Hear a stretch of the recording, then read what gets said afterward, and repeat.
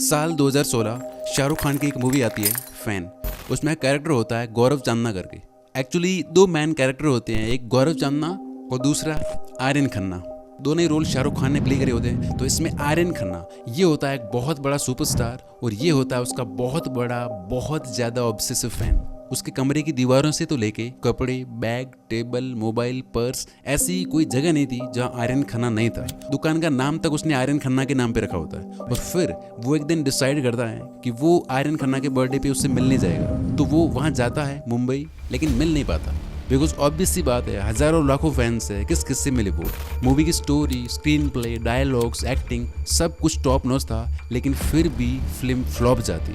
Reason आपको इस video के एंड होते होते समझ आ जाएगा। हम भी अपनी लाइफ में एक पॉइंट पे किसी न किसी के फ़ैन ज़रूर होते हैं बिकॉज किसी का फ़ैन होना एक अलग ही एक्सपीरियंस देता है।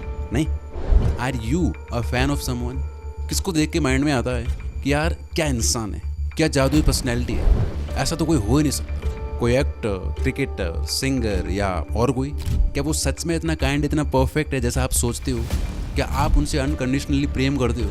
कि इस अनकंडीशनल और इस अनफिनिश्ड या ज़रूरी नहीं कि हासिल हो सके प्यार, फिर भी इतना प्यार कर सकते हैं। क्या वो आपकी परवाह करता है, आपसे भी उतना प्रेम करता है? हर रिश्ते की अपनी खूबसूरती होती है और एक ऑडियंस और जो एक स्टार की जो रिश्ता होता है वो आपको लगता है कि जिस चीज़ को या जिस आदमी या औरत को आप चाहते हैं वो भी आपको उतना ही शायद चाहेगा।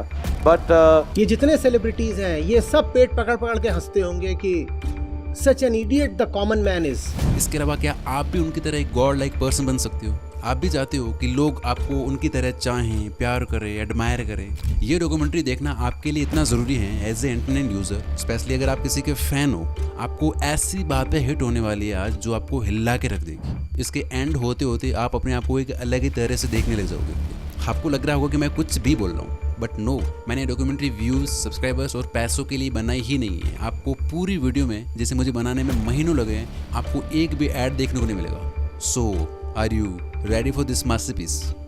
उनका अंधभक्त आप मुझे बोल सकते हैं, मुझे उसमें कोई परवाह नहीं है। ना मैं किसी को ट्रोल होने से मुझे डर है, ना मुझे उनकी कोई परवाह है।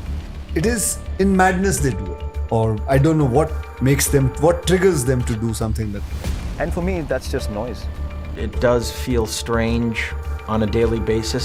बहुत अलग तरह के फायदे होते हैं लोगों को, उसका बहुत फायदा दूसरे लोगों को मिलता है, वो पूरा सिस्टम चलता है उसके ऊपर। तुम्हारे को दुनिया में फिर जो लोग मिशन में है ना, तुम उनके मिशन को पूरा करने के लिए बने हो बस। हर कोई एक दूसरे को नोचने में लगा हुआ है। there is a limit to what a star can give to a fan and which is very right. ना आइडल कुछ होता है, आपके माइंड में होता है, रियल लाइफ में कहीं कुछ नहीं होता है। हम वो तथ्य दबा देना चाहते हैं, छुपा देना चाहते हैं जिनसे भावना को चोट पड़े। तो मैं झूठा होना पड़ा है मजबूर होकर।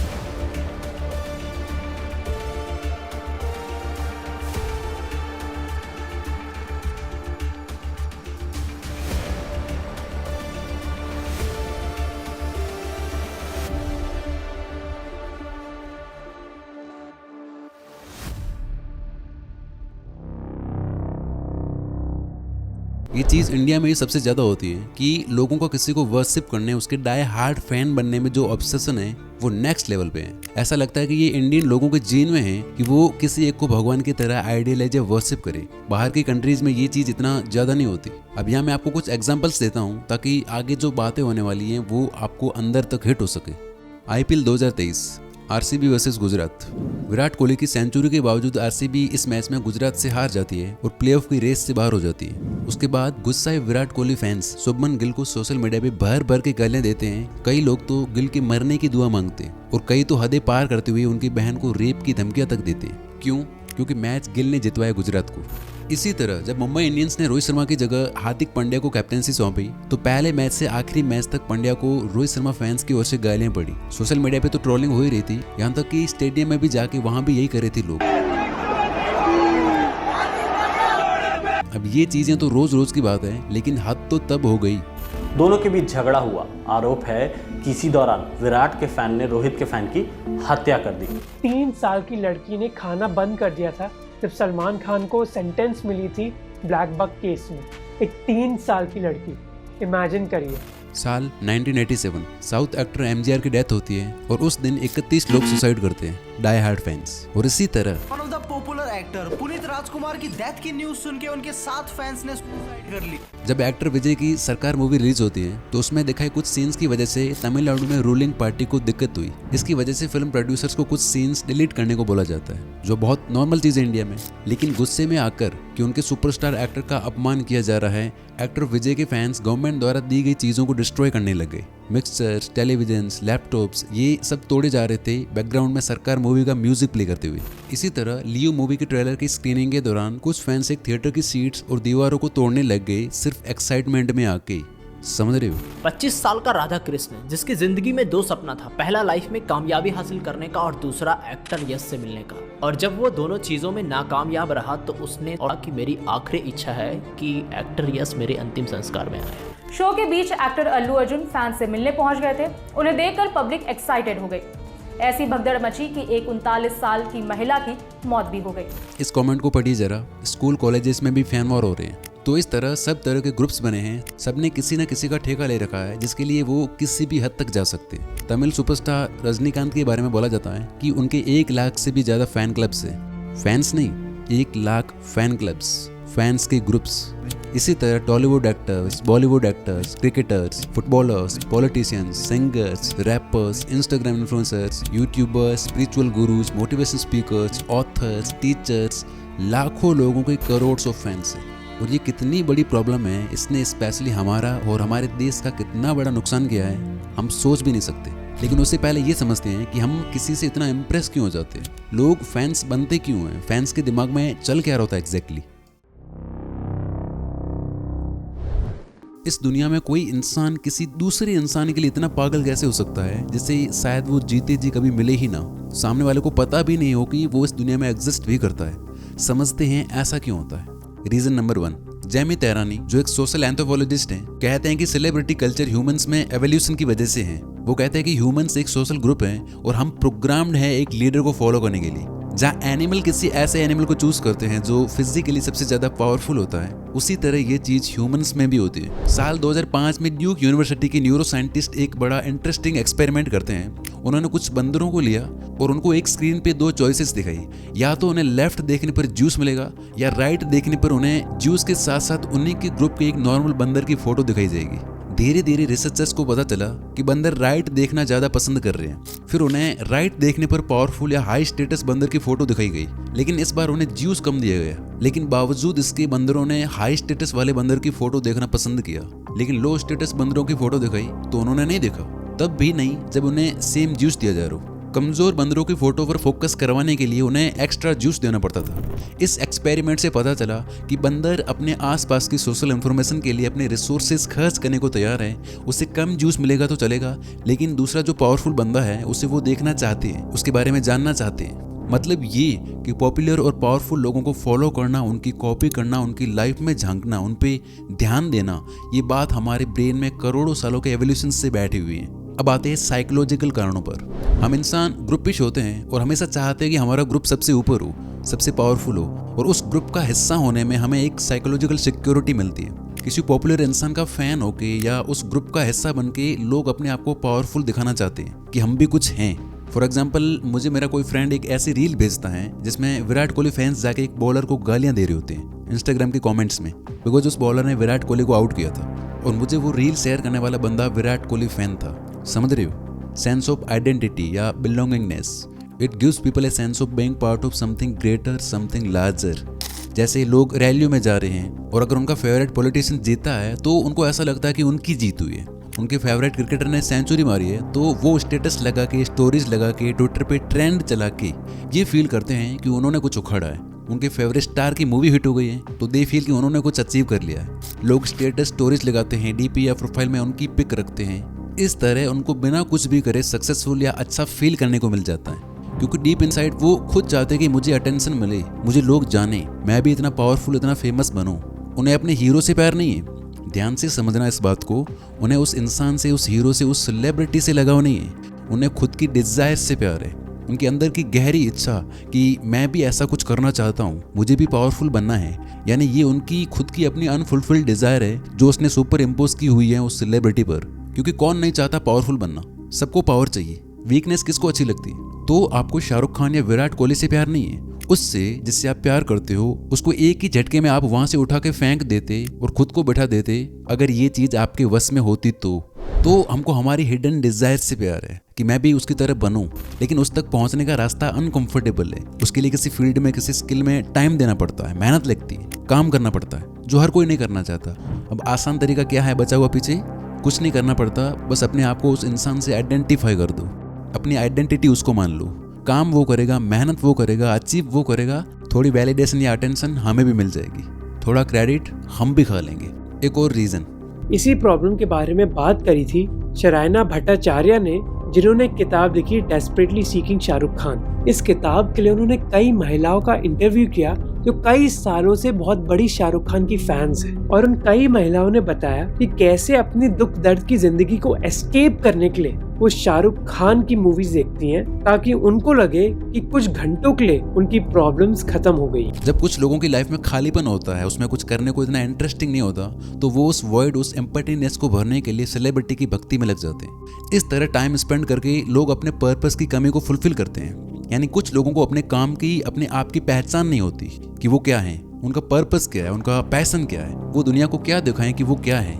इसलिए वो जाने अनजाने में इस तरह प्रसिद्ध लोगों का यूज करते हैं। यानी ये सारी चीजें जो हमें दिखती है कि लोग लड़ रहे हैं, पता नहीं क्या क्या कर रहे हैं, ये एक सिम्टम है, बीमारी नहीं है। बीमारी है लैक ऑफ कॉग्निटिव थिंकिंग, यानी तार्किक क्षमता की कमी, खुद से सोचने की क्षमता नहीं होती इनमें।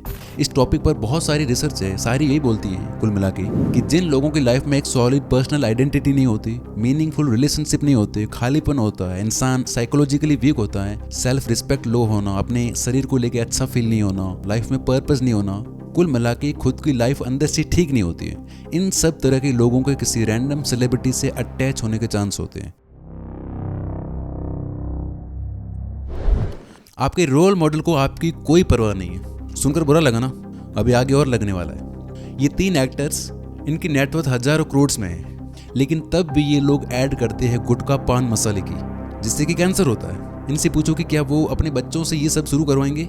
नो, बिकॉज उन्हें पता है कि इससे क्या होता है, लेकिन आप लोगों को ये मौत बेच रहे हैं। एक तो टोबैको अपने आप में इतना ज़्यादा खतरनाक चीज़ होती है, और उसमें ये जो केमिकल मिला दिए जाते हैं उससे ये और खतरनाक हो जाता है। इंडिया के अंदर 27 करोड़ लोग किसी ना किसी तरीके से टोबैको को कंज्यूम कर रहे हैं, और स्टडी के हिसाब से हर तीसरा बंदा, मतलब अगर 3 लोग टोबैको खा रहे हैं तो उसमें से हर तीसरा बंदा टोबैको की वजह से अपनी जान खो देता है। और इस डिटेल के हिसाब से इंडिया के अंदर 90 मिलियन लोगों की जान अभी खतरे में पड़ी हुई है। अगर आपके घर में कोई खाता होगा तो उसको समझाइएगा जरूर। अब कुछ डेढ़ होशियार लोग बोलेंगे कि भाई वो तो इलायची की ऐड कर रहे हैं, या फिर पैकेट के ऊपर वार्निंग दी होती है कि हेल्थ के लिए डेंजरस है, सबको अपनी रिस्पॉन्सिबिलिटी खुद लेनी चाहिए।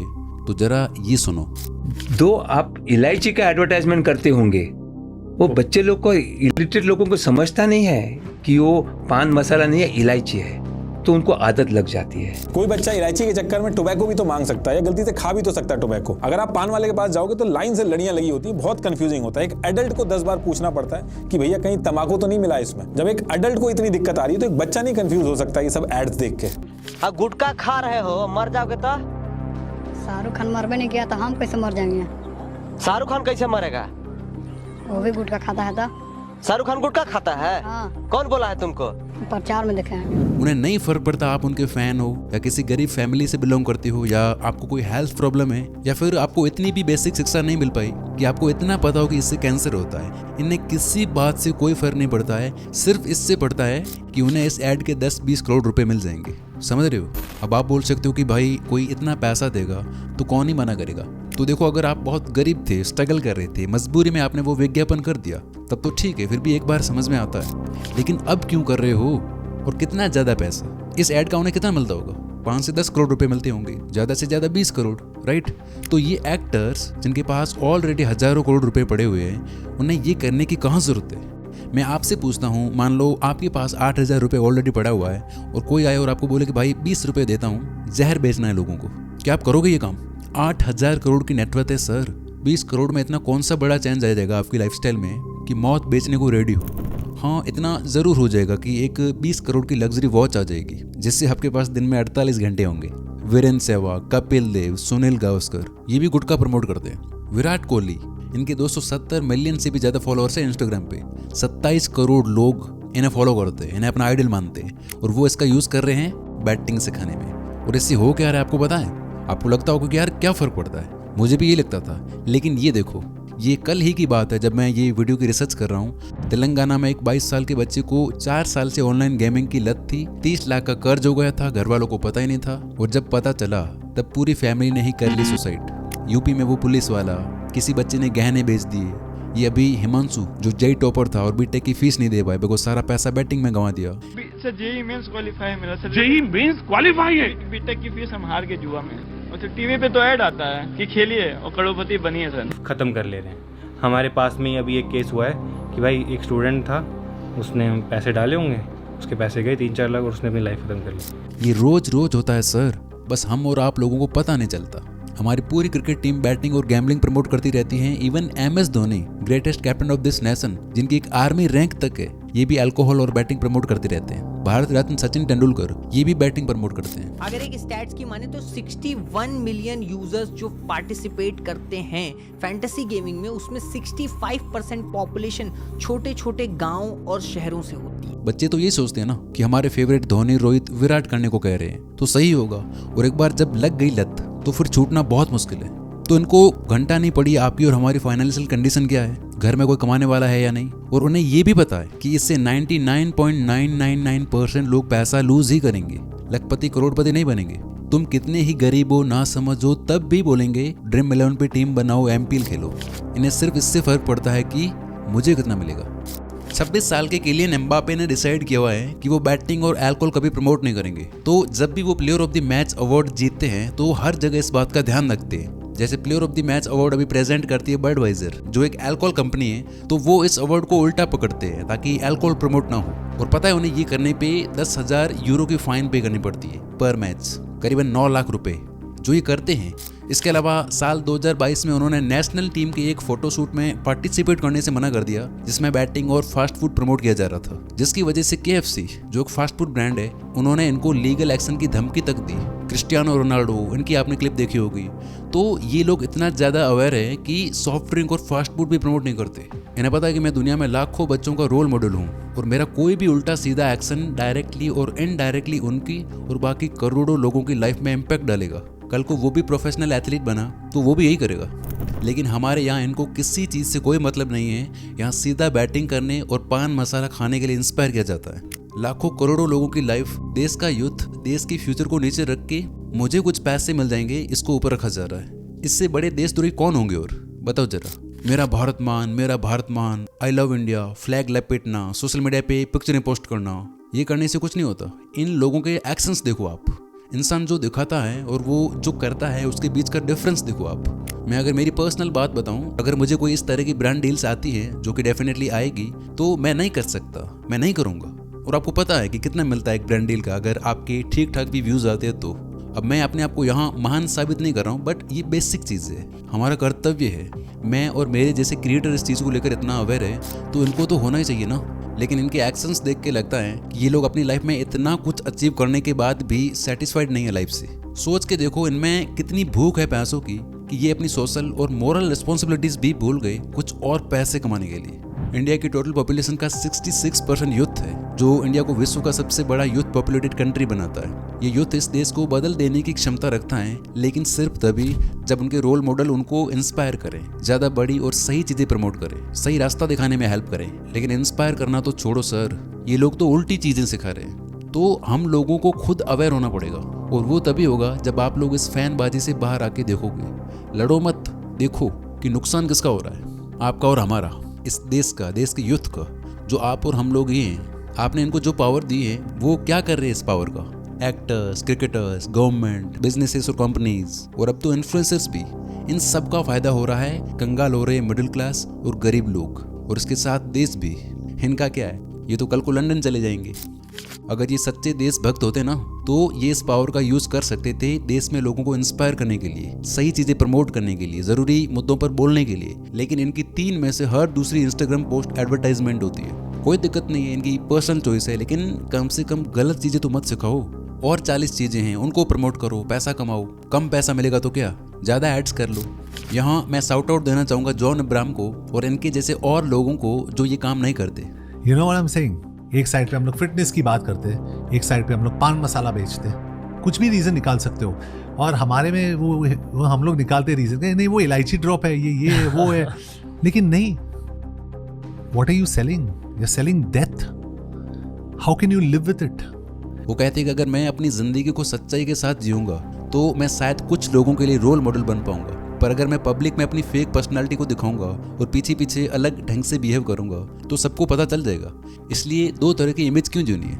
जो हो वही रहो ना।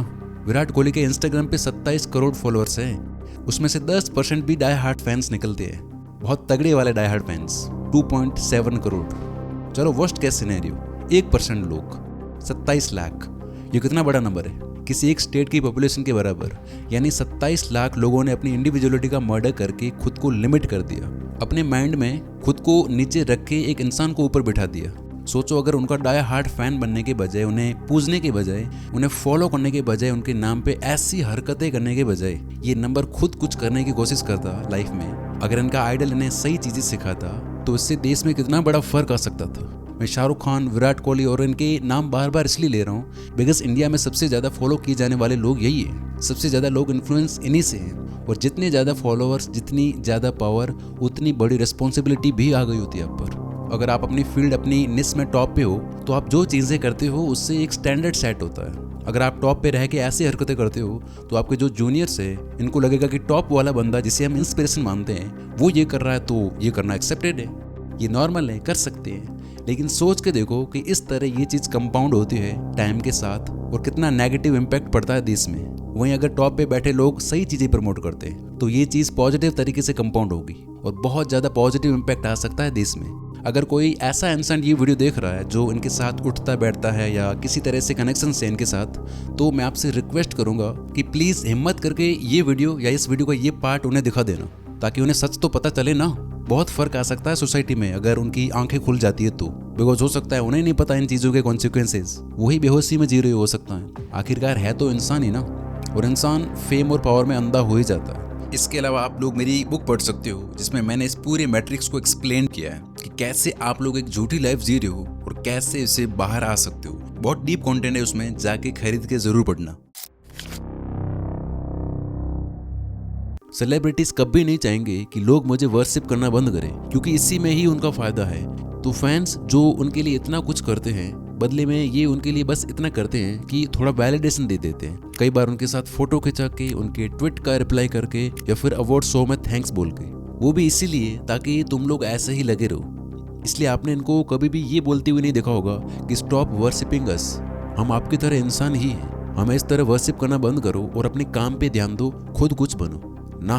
क्योंकि उन्हें पता है कि जितना आप लोग मेरे पीछे भेड़ की तरह, एक डंप की तरह भागोगे, उतना ज़्यादा मेरा फायदा है। तो नाम दिया क्यों गया? पीआर की वजह से, ताकि आपका ब्रांड बड़ा हो और आपको ब्रांड डील मिले। तो ये प्लान हमेशा पीआर का होता है। वो जनता को लगता है कि किंग कोहली है, बट वो किंग नाम दिया गया है क्योंकि मैं बहुत सारे लोगों को नाम दे चुका हूँ, इसलिए मैं आपको बता रहा हूँ। नाम दिया गया वो यहाँ से हुआ, ठीक है, वो यहाँ से हुआ। Same company I think Shubman Gill को भी मैनेज करती है और उन्हें दर्जा दिया गया प्रिंस का। करेक्ट, ये भी उनकी करेक्ट, ये सब स्ट्रेटजी है। अच्छा, तो तुमको एक भेड़ रखने में, एक फॉलोअर रखने में उनका बहुत ज़्यादा प्रॉफिट है, क्योंकि जितने ज़्यादा फैंस, जितने ज़्यादा फॉलोअर्स, उतनी बड़ी उससे ब्रांड डील्स मिलती है। और वो प्रमोट क्या करते हैं आपको पता है, यानी आप ही लोगों ने उसको पावर दी और उसी पावर को यूज़ कर करके वो आप लोगों को ही नोच रहे हैं। अब इस भक्ति, इस फैन कल्चर का फ़ायदा खुद वो इंसान तो उठाता ही है, दूसरे कुछ चालाक लोग भी उठाते हैं। आइए जानते हैं कैसे। कई पॉलिटिकल पार्टी स्टार कैंडिडेट्स को सिलेक्ट करती है इलेक्शन के लिए, बावजूद इसके कि उनका कोई रिकॉर्ड नहीं है समाज सेवा में, क्योंकि उन्हें पता है कि बहुत सारे बेवकूफ़ लोग बिना सोचे वोट देंगे। बड़ी बड़ी कंपनीज अपने प्रोडक्ट्स या सर्विसेज की ऐड करवाती है उन फेमस लोगों से जो भले ही उस प्रोडक्ट को खुद पर्सनली यूज़ नहीं करते, क्योंकि उन्हें पता है कि बहुत से लोग इन्हें खरीदेंगे क्योंकि इसकी ऐड उनका फेवरेट सेलिब्रिटी कर रहा है। एक मूवी को हर साल री रिलीज करके थिएटर ओनर्स पैसे बना रहे हैं। कुछ लोग किसी सेलिब्रिटी द्वारा ऑटोग्राफ दी हुई या टच की हुई चीजें लाखों में बेच रहे हैं, जिसने वो टिश्यू पेपर 8 करोड़ में बेचा और जिसने MS धोनी और रोहित शर्मा द्वारा साइन की हुई चीजें लाखों में बेची। ये आप लोगों के इसी बिहेवियर, इसी व्यवहार का फायदा उठा रहे हैं। उन्हें पता है बहुत से मूर्ख लोग बैठे हैं, कोई तो लेगा ही लेगा। सोशल मीडिया पे इतने सारे गॉसिप पेजेस बने हुए हैं, ब्लॉग्स और चैनल्स बने हुए हैं डेडिकेटेड, जहाँ पे रील्स पोस्ट होती है, वीडियोस और आर्टिकल्स पोस्ट होते हैं, ट्वीट्स करे जाते हैं, जहाँ पे पोस्ट होती है किसकी कंट्रोवर्सी किसके साथ हुई, करियर स्टैट्स और records, upcoming matches, upcoming movies की न्यूज़, कहाँ शूटिंग चल रही है, ट्रेलर रिएक्शंस, मूवी रिव्यूज और भी बहुत कुछ। लोगों ने डेडिकेटेड चैनल्स, ब्लॉग्स और पेजेस बना रखे हैं। उन्होंने इसी चीज़ के अराउंड अपने करियर बिल्ड कर ली है लिटरली। और इन्हें देखता कौन है आपको पता है? यानी कुल मिला के आपको यूज कर करके आपकी अटेंशन से लोग अपनी जेबें भर रहे हैं। सेलिब्रिटीज, पॉलिटिकल पार्टीज, बिजनेसमैन और कंपनीज, उसके बाद influencers, news channels, blog writers, Twitter, Instagram pages और भी बहुत लोग। बात समझ रहे हो? यू आर ए प्रोडक्ट मेरे भाई। आप एक जरिया हो, आपकी एनर्जी, आपका टाइम, आपकी अटेंशन है इनकी करेंसी, इनकी लाइफस्टाइल। सो ये फोटो है 1986 के वर्ल्ड कप से। इसमें है मैराडोना, पेले और प्लेटिनी। मैराडोना उस वक्त ड्रग्स के अगेंस्ट कैंपेन कर रहे थे, प्लेटिनी करप्शन के अगेंस्ट कैंपेन कर रहे थे और दिग्गज फुटबॉलर पेले हमेशा से बच्चों के राइट्स के लिए खड़े रहे। थोड़ा समय गुजरा, मैराडोना ड्रग एडिक्ट बने, प्लेटिनी को बैन कर दिया बिकॉज करप्शन के चार्जेस उन पे लगे और पेले ने अपनी ही बायोलॉजिकल डॉटर को एक्सेप्ट करने से मना कर दिया। No one is perfect. जिनको आप पूछते हो उनके बारे में, जो सुनते हो, देखते हो, मानते हो, जो बताया गया है वो पूरी तरह से सच नहीं है। Don't treat them like God. उससे भी गुस्सा आता है, उसमें भी fear, greed, lust, sadness, happiness, regret, इस तरह सारे इमोशंस और सारी फीलिंग्स होती है जो हम में और आप में हैं। आपने देखा होगा कोई कितनी शादियां कर रहा है, किसके कितने डाइवोर्स हो रखे हैं, अफेयर्स, चीटिंग्स, मैरिज में 10-15 साल का age gap, open marriage, infidelity, toxic relationship के चक्कर में दूसरों का करियर बर्बाद करना, क्या क्या नहीं होता है। बिकॉज ये लोग इंसान ही हैं। ये किसी एक चीज़ में अच्छे हो सकते हैं लेकिन हर एक चीज़ में, लाइफ के हर एस्पेक्ट में पूरी तरह से परफेक्ट हो ज़रूरी नहीं है। इन स्टार्स को गुस्सा करते हुए देखते हैं तो हम एक्सेप्ट नहीं करना चाहते, उनको ट्रोल करते हैं। क्यों? क्योंकि हमने दिमाग में उनकी अलग ही इमेज बना के रखी है, उनको परफेक्ट मान के बैठे।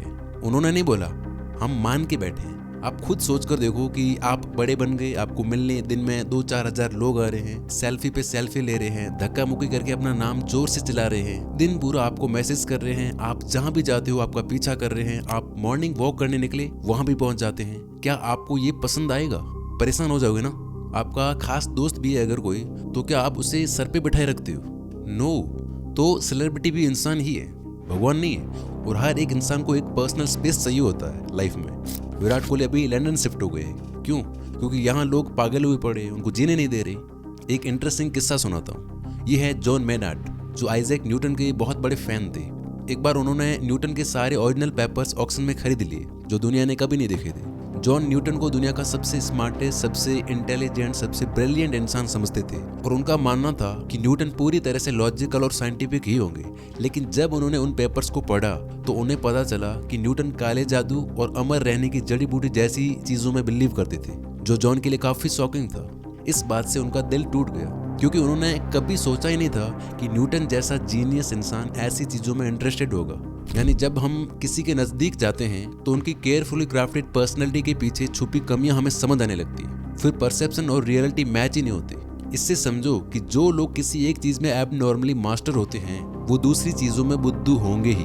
बहुत बड़ी वजह है जिससे लोग इनको अलग नजर से देखते हैं, वो है ये कि हमको ऐसा लगता है कि हमारे आइडल को गॉड ने स्पेशल गिफ्ट दिया है। वो इंसान है ही नहीं। जो उसने किया है लाइफ में, जो वो कर रहा है, वो करना हमारे लिए इम्पॉसिबल है। बट सच तो ये है कि वो इंसान है और उसने 20 से 25 साल लगाए हैं किसी एक चीज में, किसी एक स्किल में, जिससे वो बेस्ट बना। अगर आप या कोई नॉर्मल इंसान इतना टाइम देता है किसी चीज में, किसी एक स्किल में, तो वो भी बेस्ट बन सकता है। उतना ही पैसा बना लो, उतनी ही सक्सेस, उतना ही फेम हासिल कर लो, जरूरी नहीं है, बिकॉज इसमें बाकी पैरामीटर्स भी होते हैं। बट आप उस चीज में, उस स्किल में उसके जितना अच्छा जरूर बन जाओगे। लेकिन हमें जिस चीज में वो बेस्ट बना है बस वही दिखती है, बाकी सारी चीजें, सारे फ्लॉज ढके रह जाते हैं उसके नीचे, जिसकी वजह से हमें लगता है कि ये तो इंसान ही परफेक्ट है। हम उनके पर्सोना से इतना अटैच हो जाते हैं कि सामने पड़ी सच्चाई भी नहीं देख पाते।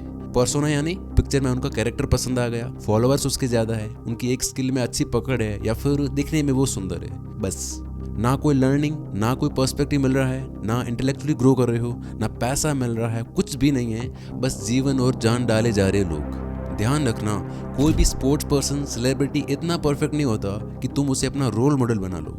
अगर कोई भी इंसान अपनी लाइफ के किसी एक एरिया में परफेक्ट होता चला जाता है तो इजंट मीन कि वो पूरी तरह से परफेक्ट है, वो पूरी तरह से लिबरेट है। नो, लिबरेशन का मतलब होता है इंसान खुद से देख पाए कि मैं कहाँ गलत हूँ, दूसरों को मेरी वजह से कहाँ नुकसान हो रहा है, जो अवेयर हो, कॉन्शियस हो अपने एक्शंस को लेके, जो खुद को अलग करके फिर ऑब्जेक्टिवली देख पाए चीज़ों को। मिस्टर श्वेताब गेंगवार की रूडेस्ट बुक एवर में एक कमाल की लाइन है कि your heroes are people. This means no matter how glamorous, impressive, commanding, rich, celebrated, famous and respected they are, they too have feelings and flaws just like you do. They are either imagined as perfect beings by you or are advertised to you as perfect beings.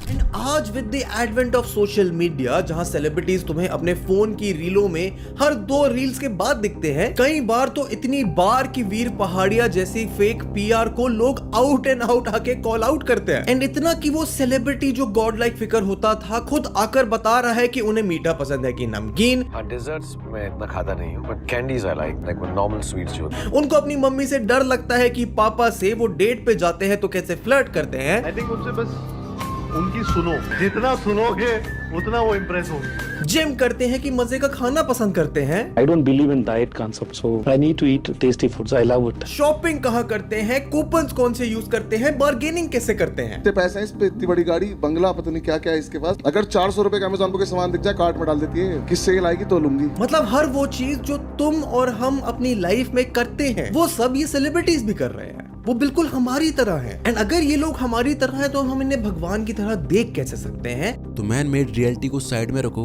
और reality को as it is देखने लग जाओ। They are human just like you. अब दूर होगा आपका सबसे बड़ा वहम, सबसे बड़ा भ्रम। अगर आप किसी के डाई हार्ड फैन हो तो आप अपने किसी फैमिली मेंबर, अपने माता पिता, अपने बेस्ट फ्रेंड को कितना अच्छे से जानते हो। काफ़ी हद तक तो जानते ही होंगे उसके बिहेवियर, हैबिट्स और बाकी चीज़ों के बारे में, राइट। ये तब हुआ जब आपने उनके साथ इतने दिन, इतने महीने और साल स्पेंड किए। उसी तरह सेलिब्रिटी से पर्सनली तो हम मिलने से रहे, उनके बारे में हम कहाँ से जानते हैं? उनकी मूवीज़, उनके कुछ इंटरव्यूज़ या उनका काम जो हम वर्चुअली देखते हैं, videos, magazine, blogs, news, PR. यहाँ से हम उनके बारे में इतना कुछ जान जाते हैं कि हमें एक भ्रम होने लगता है कि हम उस इंसान को बहुत अच्छे से जानते हैं, बहुत चाहते हैं और मेरे होने या ना होने से उसको फ़र्क भी पड़ता है। यानी हम एक इमेज क्रिएट करते हैं अपने माइंड में और फिर उसी इमेजिनेशन, उसी फैंटेसी में जीते हैं।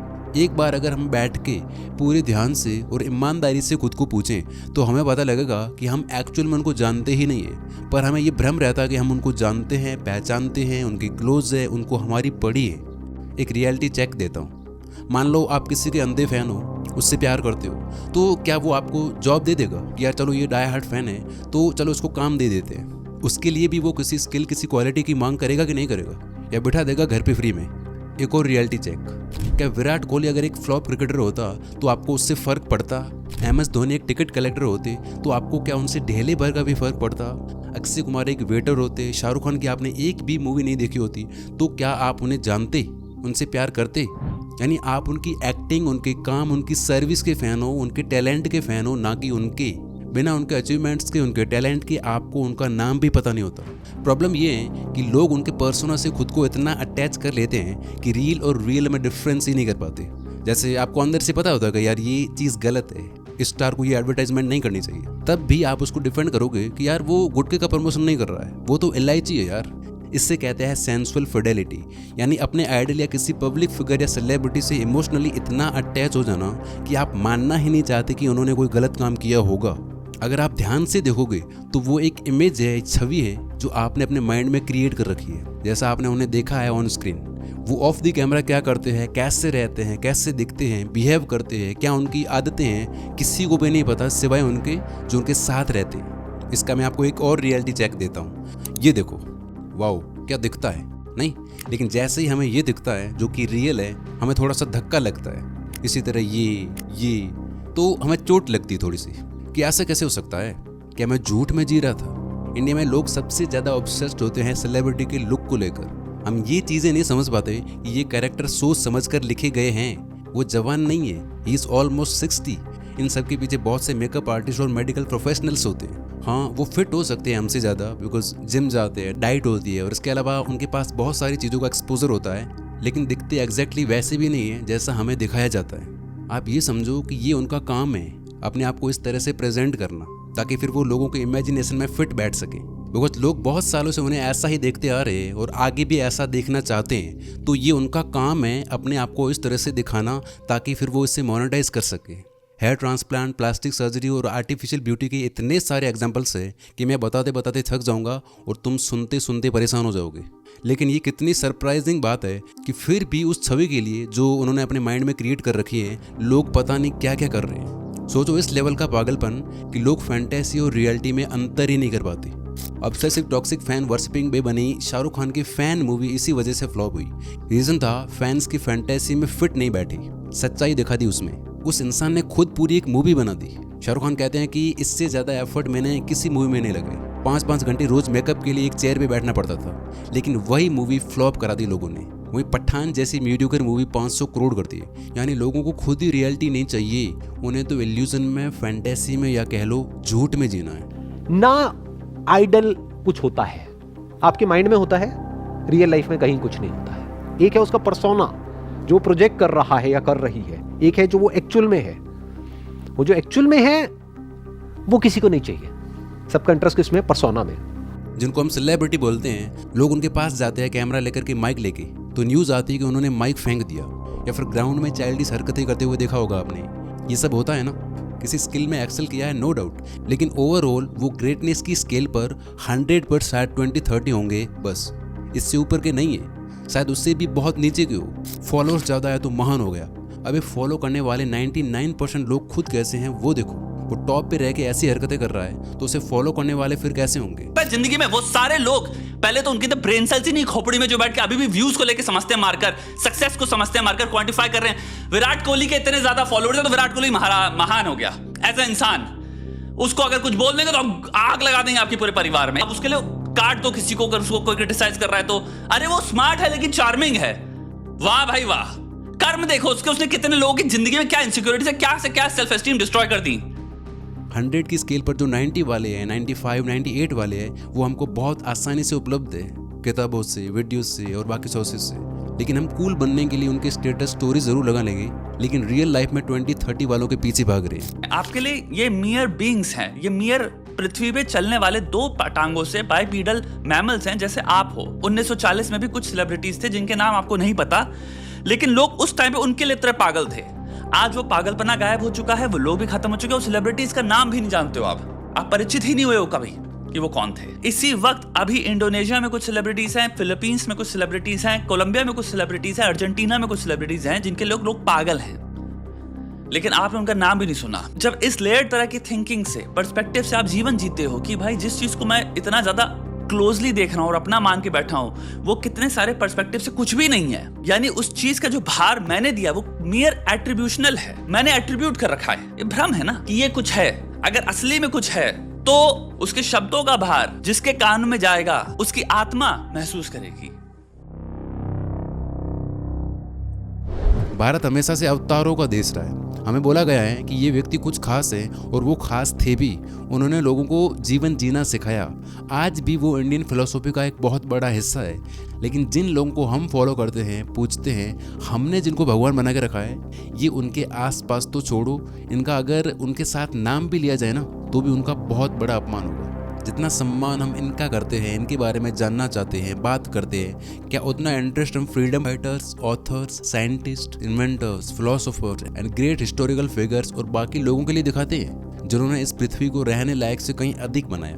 नो, बिकॉज हम सेलिब्रिटीज की लाइफ में इतना उलझ गए हैं कि हमारा दिमाग फ्राई हो चुका है। हमने सर्विस देने वालों को, एंटरटेन करने वालों को सिर पे बैठा दिया है। देखो, अगर ये चीज़ बच्चे करते हैं ना तो कोई दिक्कत नहीं है। लाइक बच्चों के फेवरेट सुपर हीरो होते हैं जैसे स्पाइडरमैन, सुपरमैन, बैटमैन और जो भी है, तो वो आपस में लड़ते हैं कि मेरा हीरो ये है, तेरा ये है। तो ये बच्चों के लिए तो ठीक है, लेकिन ऐसे लोग जिनकी एज है 25, 30 साल, उनमें तो बुद्धि है ना। बहुत सारे लोग बड़े तो हो जाते हैं पर दिमाग से बच्चे ही रह जाते हैं। उम्र हो गई है 24, 25 साल, 30 साल, पर दिमाग से वही 5-10 साल का बच्चा है। अपना काम, अपना करियर, अपना फ्यूचर सब कुछ छोड़ छाड़ कर पता नहीं क्या क्या कर रहे हैं। द मेजर रीज़न कि इंडिया बहुत पिछड़ा हुआ है क्योंकि यहाँ के लोग लॉजिकल नहीं, इमोशनल है।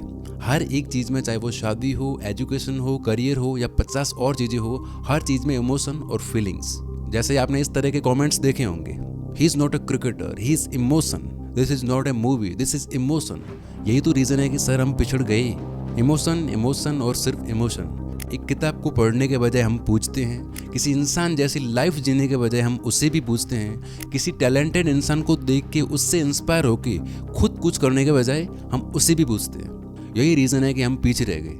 वो स्कैम 1992 में एक डायलॉग है ना, तुझे पता है इंडिया में सबसे ज़्यादा क्या मैन्युफैक्चर होता है? सीमेंट, स्टील, हीरोज और भगवान। आज का कॉमन आदमी कल का हीरो बन सकता है, आज का हीरो कल का भगवान बन सकता है। क्रिकेटर्स, पॉलिटिशियंस, फिल्म स्टार सब यही करते हैं। एक्चुअली हम इंडियंस को हीरो बनाने में मजा आता है क्योंकि हम भावनाओं से ऊपर उठ ही नहीं पा रहे। वेस्टर्न कंट्रीज इतनी ज़्यादा डेवलप्ड हैं और वहाँ के लोग इतने ज़्यादा विजनरी है। क्यों? बिकॉज वहाँ इमोशंस और फीलिंग्स को नीचे और विचार को ऊपर रखा जाता है। और मैंने यहाँ देखा है कि यहाँ पे एक एवरेज इंसान भी बहुत ज़्यादा लॉजिकली चीज़ों को अप्रोच करते हैं, लेकिन इंडियंस में मेरे दोनों फ्रेंड्स हैं, इंडियंस भी हैं, अमेरिकन्स भी हैं। मैंने इंडियंस में देखा है कि वो 3-4 महीने डेट करके शादी करना चाहते हैं जल्दी से जल्दी। वो एक परमानेंस सीख करते हैं। और यहाँ पे लोग इतनी परमानेंस सीख नहीं करते, वो एक्सेप्ट करते हैं कि पीपल चेंज ओवर टाइम।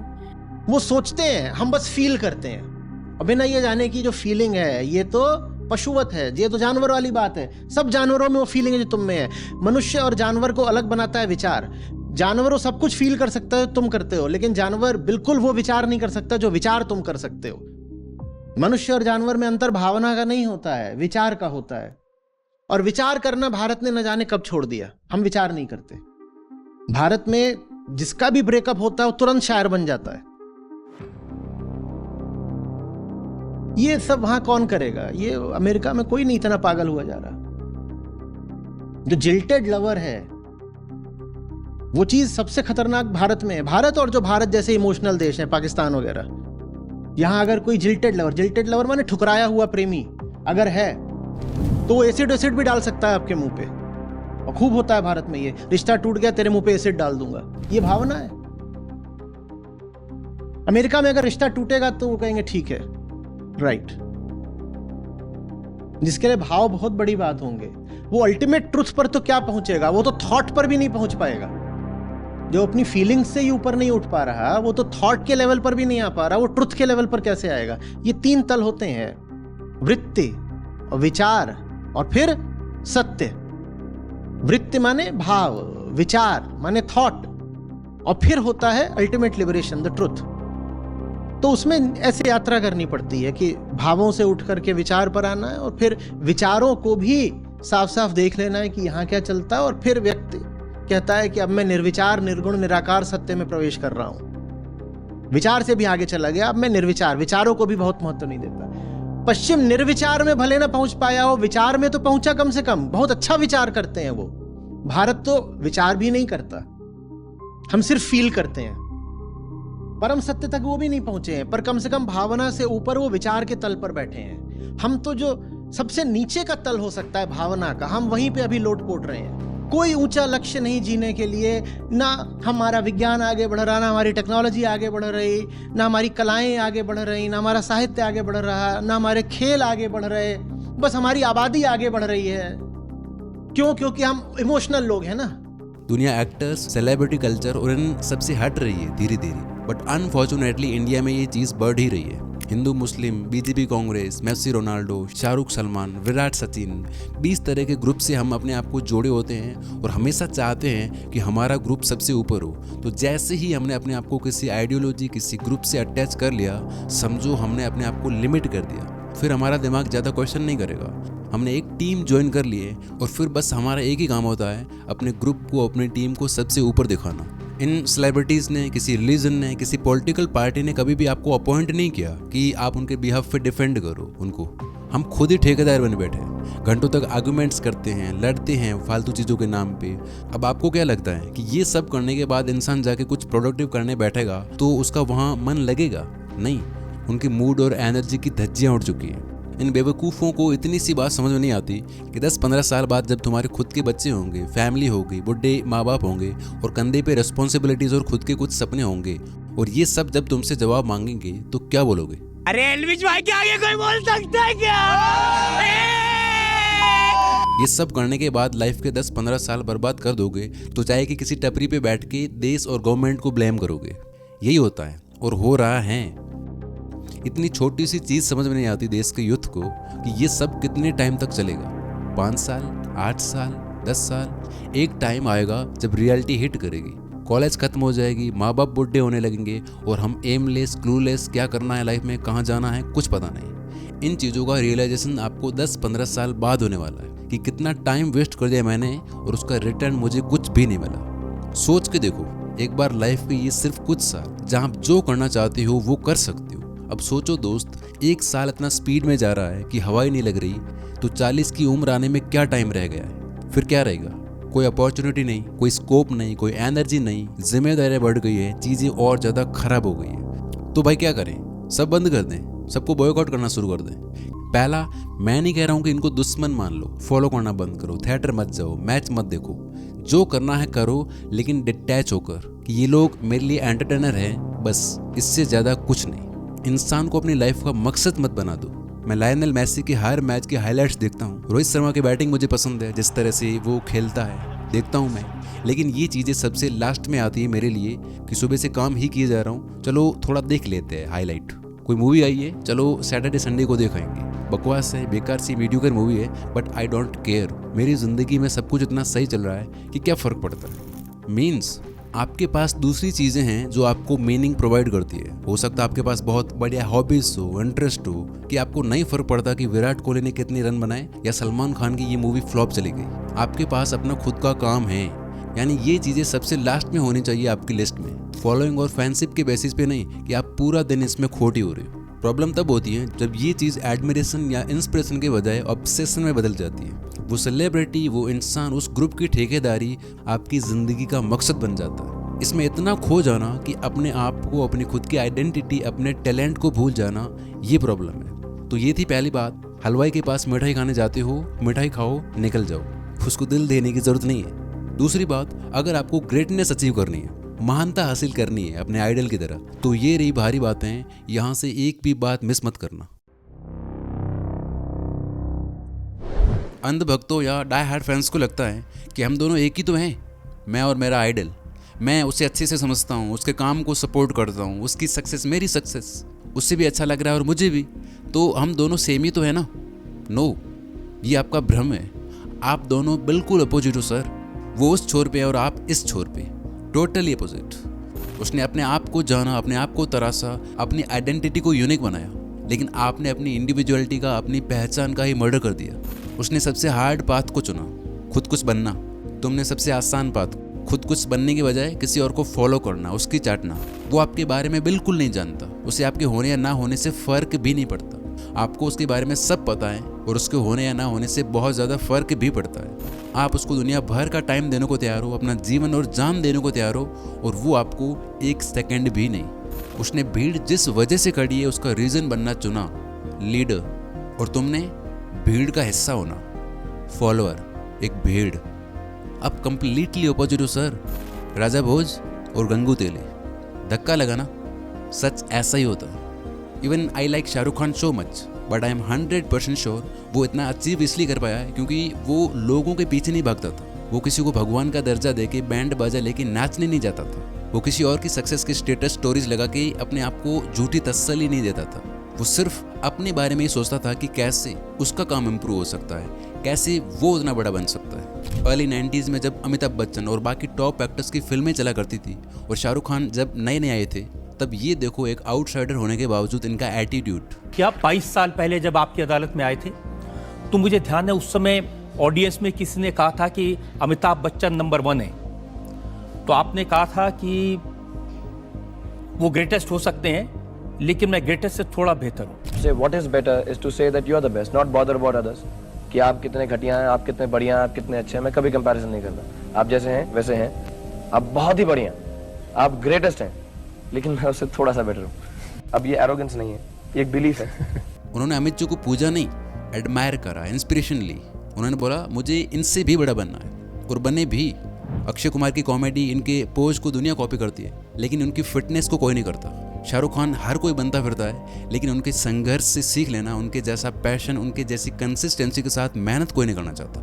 क्योंकि हम कायर लोग हैं ना, सिर्फ बातें बड़ी करते हैं, दिखाते ऐसे हैं कि हम कितने महान हैं, प्राउड टू बी ये, प्राउड टू बी वो, लेकिन एक्शंस या हमारे कर्म जो होते हैं वो होते हैं सबसे निचले स्तर के।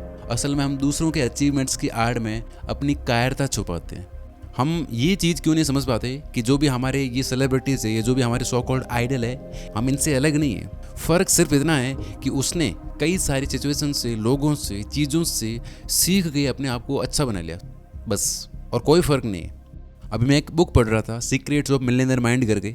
इसमें ऑथर कहते हैं कि मुझे अपने सेमिनार्स में बहुत अजीब लगता है जब लोग मेरे पास आकर पूछते हैं कि क्या हम आपको छू सकते हैं, बिकॉज हमने पहले कभी किसी मल्टी मिलियनर को छुआ नहीं है। तो ऑथर कहते हैं कि मैं सोचता हूँ कि यार क्या बकवास है, मैं आपसे किसी भी तरह से अलग नहीं हूँ, और जब तक आप ये बात नहीं समझेंगे तब तक आप कंगाली बने रहेंगे। वो कहते हैं कि मुद्दा मिलियनर्स को छूना नहीं, मुद्दा तो ये डिसाइड करना है कि आप उनके जितने ही अच्छे और काबिल बन सकते हैं। अगर आप सचमुच मिलियनर को छूना चाहते हैं तो खुद मिलियनर बन जाएं। एक्टर राजकुमार राव शाहरुख खान के फ़ैन थे। शुरू में जब वो मुंबई आए थे तो उनके घर के सामने घंटों बैठे रहते थे, लेकिन वो वहाँ बैठे ही नहीं रहे। उनसे इंस्पायर होकर इन्होंने अपना नाम बनाया। आयुष्मान खुराना, सिद्धार्थ मल्होत्रा, सुशांत सिंह राजपूत, कार्तिक आर्यन और भी काफ़ी एक्टर्स हैं जिन्होंने शाहरुख खान से प्रेरणा लेके अपनी खुद की अलग पहचान बनाई। एक होता है किसी को पूछते रहना, खुद को उनसे नीचे रख के अपनी आइडेंटिटी भूल जाना, और दूसरा होता है मैं इससे भी बड़ा बनूंगा या इसके जैसा कुछ करूंगा, ये मेंटेलिटी रखना। कि विराट कोहली एक एक्सीलेंट प्लेयर बन पाता अगर वो अपने आप को सचिन से नीचे रख देता कि ठीक है काम चला लेंगे, थोड़ा बहुत खेल लेंगे, लेकिन भगवान तो भगवान ही रहेगा, उनके जैसा बनना इम्पॉसिबल है। नो, विराट कोहली बना, इसकी एक अपनी यूनिक पहचान है। इसी तरह किसी भी इंसान को ले लो जिसने एक्सीलेंस अचीव करी है अपनी फील्ड में, जो बेस्ट बना वो ऐसे ही बना, सीखा सबसे, लेकिन पूजा किसी को नहीं। मैं हर एक्टर की नकल करता हूँ सर। मैं मिस्टर बच्चन की करता हूँ, मैं मिस्टर संजीव कुमार की करता हूँ, मिस्टर राजेश खन्ना की करता हूँ, मिस्टर बलराज साहनी की करता हूँ, Robert De Niro, Dustin Hoffman, Michael J Fox, Tom Cruise, 10 in 1 नहीं 85 in 1। Actually there is lot of time कि मैं बहुत सारे लोगों की फिल्में देखता रहता हूँ हमेशा, और कहीं ना कहीं पे किसी ना किसी का नुअंस आता है। जैसे कभी ड्रंकन सीन करो तो कोई भी एक्टर इंडिया में एटलीस्ट नहीं है जो ड्रंकन सीन मिस्टर बच्चन से प्रभावित होकर ना करे। तो दिमाग में कई बार रहता है कि यार वैसा ना हो जाए, क्योंकि वॉइस क्या एक कॉकरोच है ना, तो एक स्टाइल है वो जा ही नहीं सकता, वो आता है एकदम। तो one has to try to see his film and try not to do it like that. जैसे राजेश साहब है, तो मैं उनका कई फिल्में देखी, तो मेरा अपना एक स्टाइल बन गया which is a lot like him. I don't know if people have noticed that और नॉट, कि तू है मेरी किरण, so it goes like this, वो हमेशा ऐसा करते हैं। So it's an inspiration which comes little portions. I don't look like any of them. So I've taken it from lot of actors, lot of performances. डर के अंदर last portion Nana Patekar की complete copy है कि नहीं, अभी नहीं, अभी चल, अभी नहीं, अभी करते, अभी इसी बात नहीं। तो वो जैसा बोला है मैंने बिल्कुल नाना पाटेकर की तरह। अभी मैं एक फिल्म कर रहा हूँ जिसमें मैं जग्गू दादा जैकी श्रॉफ को बोला है कि सर मैं आपकी बिल्कुल जैसे आप एक्टिंग करते हैं वैसा कॉपी करूँगा। नसीर भाई, there's so many scenes in my life that I've done like Nasiruddin Shah.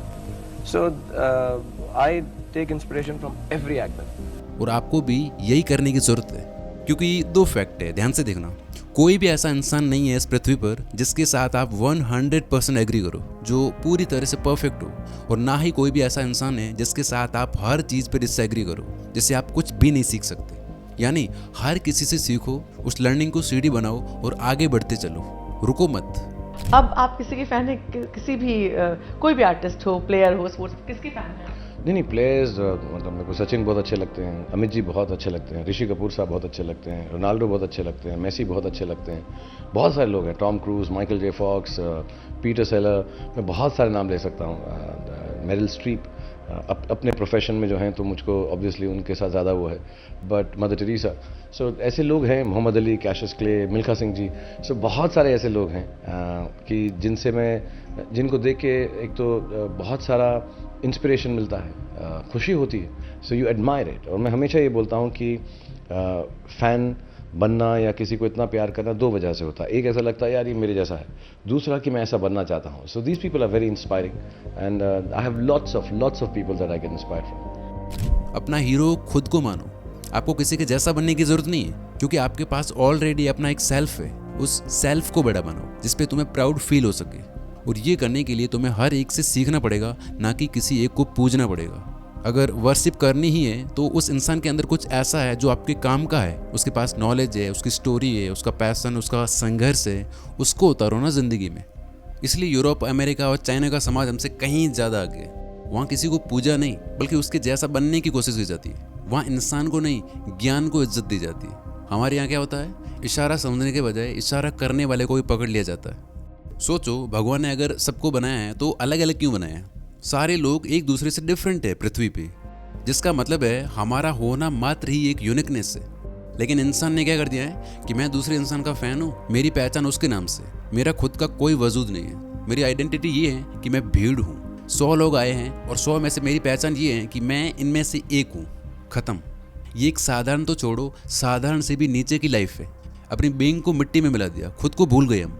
भगवान यहाँ बनाने वाला भी सोचे कि मैंने साला इसको बनाया और इसने किसी और को ही भगवान बना डाला, खुद को भी भूल गया और मुझे भी। तो ये खुद का तो अपमान है ही है, साथ में भगवान और अपने माँ बाप का भी है जिन्होंने हमें बनाया।